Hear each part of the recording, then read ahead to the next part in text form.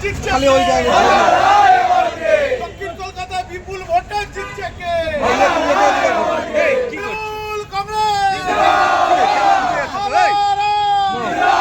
আজ বিকেলে কলকাতা দক্ষিণে তৃণমূল প্রার্থী মালা রায় দেওয়াল লিখলেন রাসবিহারী এভিনিউ মোড়ের কাছে চৈতন্য মঠের সংলগ্ন এলাকায়।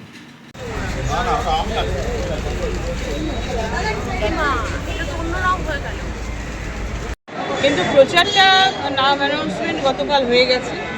প্রচারটা প্রায় ধরে নিয়ে আজকে থেকেই শুরু করলাম। আমাদের কর্মীরা সবাই শুরু করে দিয়েছে। বিভিন্ন ওয়ার্ডে ওয়ার্ডে আমার 59টা ওয়ার্ড দক্ষিণ কলকাতায় সবাই প্রায় এটা শুরু করে দিয়েছে। দেয়াল লিখন, কোথাও হোর্ডিং বানিয়ে তারা প্রচার শুরু করে দিয়েছে অলরেডি। সেই জন্যই আজকে থেকেই প্রায় শুরু হয়ে গেল। দীর্ঘদিনের অভিজ্ঞতা, তাও এখন যত দিন যাচ্ছে প্রচারের নানান আঙ্গিক কি পরিবর্তন আসছে? প্রচারে কি রকম ভেদ আসছে?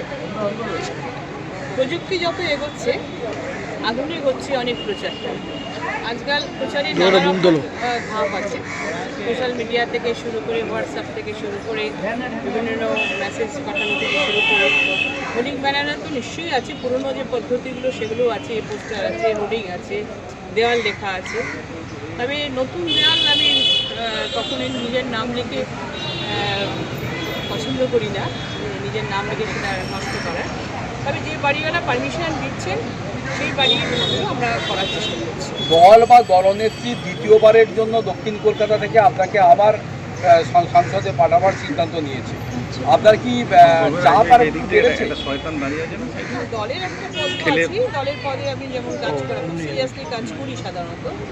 আমার ওদিকে পৌরসভাটাও সিরিয়াসলি করি চেয়ারম্যান হিসেবে।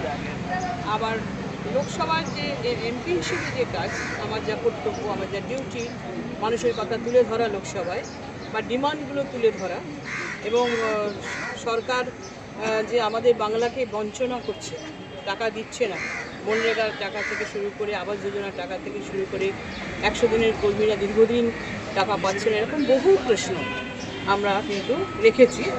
এবং প্রশ্নোত্তর পর্বে দেখা যাচ্ছে বাংলায় যে প্রশ্ন, মানে বাংলা যে সাংসদরা যারা প্রশ্ন রেখেছেন লোকসভায়, তার মধ্যে প্রায় সব থেকে ভালো জায়গায় সৌগতদা আছেন প্রথম, আমি দ্বিতীয়। সুতরাং সেগুলো আমি চেষ্টা করছি তুলে ধরার। নবীন প্রবীণের মেলবন্ধনে এবারে মানে তৃণমূল কংগ্রেসের প্রার্থী তালিকা তৈরি করা হয়েছে। আর সেখানে মনে হচ্ছে যে কাজ করার ক্ষেত্রে প্রতিবন্ধকতা আসতে পারে।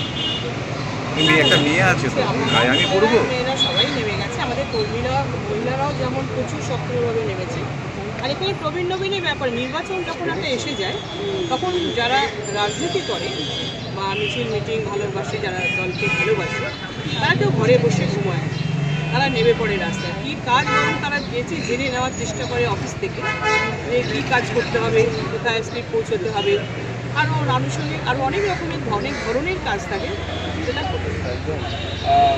আপনার পাশে যাদবপুরের কনস্টিটিউয়েন্সি থেকে সায়নী ঘোষকে দাঁড় করানো হয়েছে। এমনি তো বিতর্কের মধ্যেই দেখুন, আমাদের স্পোর্টস পার্সনরা রয়েছে দলে, তারা নিশ্চয়ই বলবেন, দল থেকে তাদের বলবে। আমি প্রার্থী হয়েছি, আমি এই ব্যাপারে কোনো মন্তব্য করবো না। দলের পক্ষ থেকে আমাদের যুব তৃণমূল কংগ্রেসেরও সভানেত্রী আছে, ও খুব ডাকামুখো মেয়ে, খুব ভালো, খুব স্মার্ট, ভালো পারবে। ভালো করেও যাদবপুরটা যারা আমাদের নেতৃত্ব দিচ্ছেন তারাও ওকে সাহায্য করছে।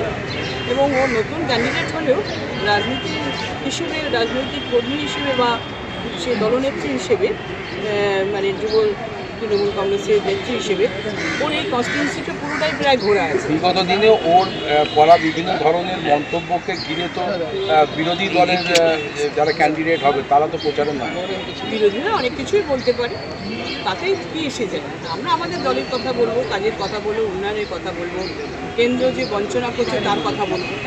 সুতরাং এটা কোনো ম্যাটার করবে না।